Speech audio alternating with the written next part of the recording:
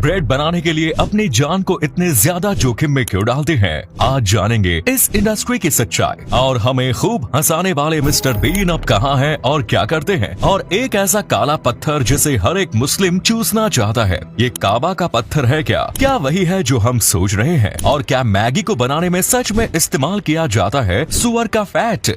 और अफगानिस्तान का एक ऐसा गांव जहां रहते हैं टिनी लोग, इनकी मम्मी को देखकर आप भी चौंक जाएंगे। और बच्चे पैदा करने का सबसे बेहतरीन समय क्या है, जानने के लिए बने रहिए वीडियो के एंड तक। नंबर 8, हमें बचपन में खूब हंसाने वाले मिस्टर बीन अब कहां है और कैसी हालत में है? आप में से कई लोगों को ये तो लगता होगा कि अब तक शायद मिस्टर बीन मर गए होंगे, लेकिन ऐसा बिल्कुल भी नहीं है। इनकी उम्र तो काफी ज्यादा हो चुकी है, लेकिन अभी भी ये बिल्कुल फिट एंड फाइन है। इनका नाम रोवन एटकिंसन है और ये 67 साल के हो गए हैं। अभी भी ये एक्टिंग की दुनिया में काफी ज्यादा एक्टिव हैं। और मिस्टर बीन में मिलने वाली सक्सेस के बाद इन्होंने ना जाने कितनी सारी फिल्मों में और सीरीज में काम किया है। यहाँ तक कि पिछले साल ही इनकी एक फनी वेब सीरीज भी आई थी जो अब तक चल रही है। और इसी के साथ इस साल वोंका नाम की एक पिक्चर में भी वो दिखने वाले हैं। और लोगों का यही कहना है कि हमेशा की तरह ये कोई ना कोई फनी किरदार निभाते हुए दिख जाएंगे। नंबर 7, एक बार जरा इन लोगों को काम करते हुए देखिए। ये वीडियो उज्बेकिस्तान का है और इसे देखकर सच में कुछ वक्त के लिए हमारा दिल भी हाथ में आ जाता है। दरअसल उज्बेकिस्तान की समरकंद ब्रेड पूरी दुनिया में ज्यादा मशहूर है और इसको बस इसी तरीके से बनाया जाता है। ये तंदूरी ब्रेड होती है जिसे तंदूर में बनाया जाता है और इसमें बहुत सी ज्यादा मेहनत भी करनी पड़ती है। जैसे कि आपको दिख रहा होगा, ये यहाँ की स्पेशलिटी है। और इस वीडियो में जो आपको ब्रेड दिख रही है, ये सबसे बेस्ट क्वालिटी की मानी जाती है। इसे बनाने के लिए सबसे पहले आटे को तैयार किया जाता है, उसको सही शेप में काटा जाता है, उसको आकार दिया जाता है, उसके ऊपर तिल डाले जाते हैं और फिर कुछ साहसी लोगों द्वारा ये जोखिम भरा काम किया जाता है। ये तवा बहुत ज्यादा गर्म होता है क्योंकि जाहिर सी बात है ये तंदूर है और इसके इतने अंदर तक जाना हद से ज्यादा रिस्की होता है, लेकिन फिर भी ये लोग ये काम करते हैं।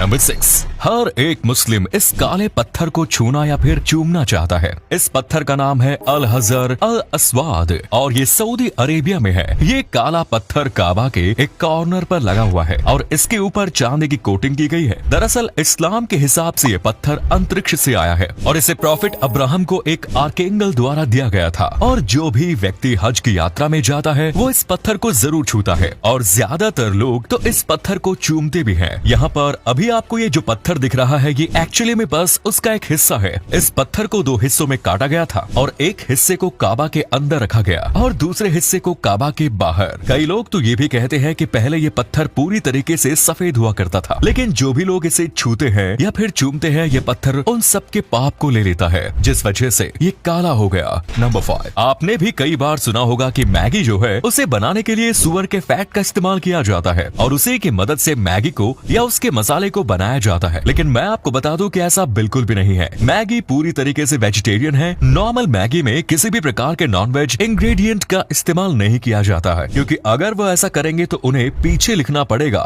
वरना ये फिर एफएसआई के रूल के खिलाफ चला जाएगा और उन्हें लाइसेंस नहीं मिलेगा। इसी के साथ आप ही सोचो कि उसमें जानबूझकर नॉनवेज क्यों डाला जाएगा, जबकि उसमें ये डालने की जरूरत ही नहीं है। यानी कि वो जानबूझकर अपने कॉस्ट को क्यों बढ़ाएंगे। अगर उसमें सच में सुअर का फैट डाला जाता तो उसे प्रोसेस करने में काफी ज्यादा मेहनत लगती और मैगी का दाम भी काफी ज्यादा बढ़ जाता और सुअर के फैट को डालने का कोई मतलब ही नहीं बनता। नंबर 4, बच्चा पैदा करने का आखिर सबसे बेस्ट समय कौन सा होता है? कई एक्सपर्ट्स कहते हैं कि 30 साल के बाद अगर कोई महिला गर्भवती होती है तो फिर कई सारे कॉम्प्लिकेशंस आ सकते हैं। यहाँ तक कि आपने कई बड़े बुजुर्गों को ये भी कहते हुए सुना होगा कि 30 साल के बाद गर्भ धारण करने पर काफी ज्यादा प्रॉब्लम आती है। और वैज्ञानिक दृष्टिकोण से देखा जाए तो 35 साल के बाद जो भी महिलाएं प्रेग्नेंट होती है उनमें कई बार देखा जाता है कि बच्चे की ग्रोथ सही तरीके से नहीं होती। यानी कि 25 से 28 या 30 समय तक सबसे बेहतरीन होता है। 30 से 35 के बीच भी गर्भवती होया जा सकता है, लेकिन 35 के बाद हो सके तो गर्भ धारण नहीं करना चाहिए। नंबर 3, मनीष सेठी नाम का एक इंडियन अमेरिकन एंटरप्रेन्योर है जिसने कारा नाम की एक लड़की को नौकरी पर रखा और उसका काम है इनको थप्पड़ मारना। इनको फेसबुक और बाकी सोशल मीडिया इस्तेमाल करने की बहुत ज्यादा बुरी आदत है। है जो इनको काम करने से रोकती है और इसी आदत को छुड़ाने के लिए उन्होंने इनको नौकरी पर रखा।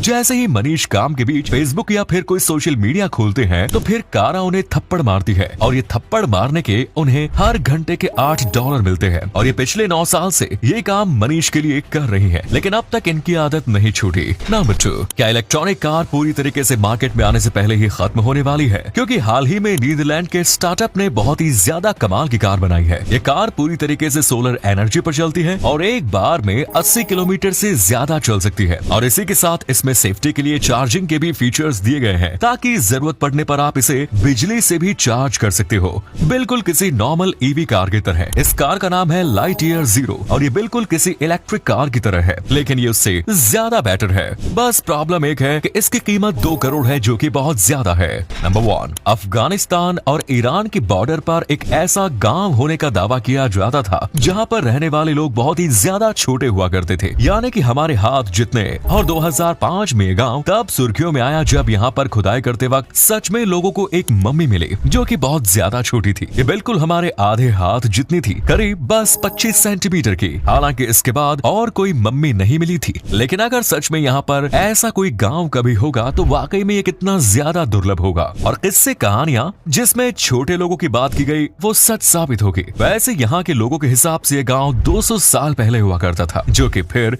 नष्ट हो गया, लेकिन अभी भी इनके छोटे छोटे घर यहाँ पर कुछ जगह मौजूद है। धन्यवाद।